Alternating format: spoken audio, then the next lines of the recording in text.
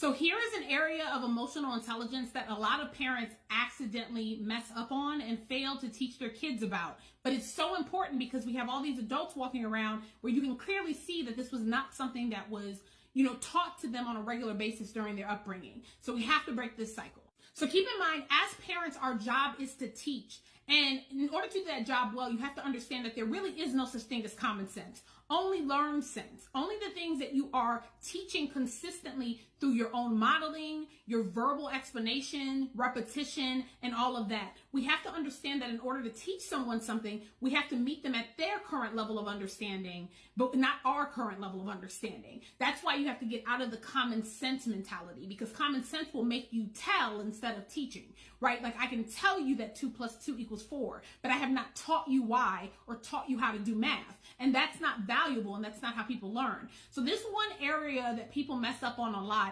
is they will fail to be emotionally congruent with their children, which negatively impacts their ability to learn about emotional intelligence. So for instance, if your child engages in a behavior, like let's say you have a toddler or older child, and they engage in a behavior of some kind that hurts your feelings or makes you sad or upset, that is a crucial opportunity for teaching them emotional intelligence. And of course, you want to do this in a loving and nurturing way because number one, they deserve that. All humans do. But number two, they're little kids. They're still learning. Their brains are still developing. And again, you have to meet them at their current level of understanding. So they're not doing anything to piss you off. They're literally just learning, and your job is to teach, not tell.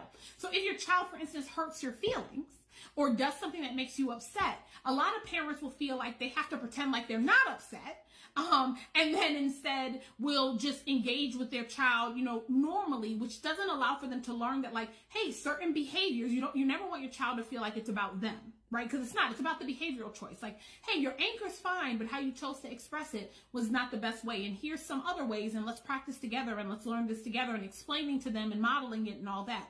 But you want to also take space, right? When we're upset, isn't that what people do? They take space. And of course, you're going to do this in a loving way. I want to stress that.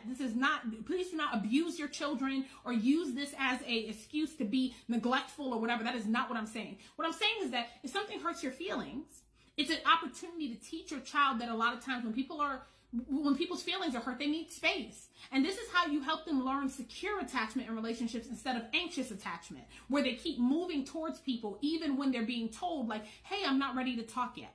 So explaining to your child that, like, mommy loves you or daddy loves you or whoever, but what happened and the way that we just interacted was really upsetting. So I just need a little bit of time. And so I would love for us to talk in a little bit or whatever it may be. And like explaining to them that, like,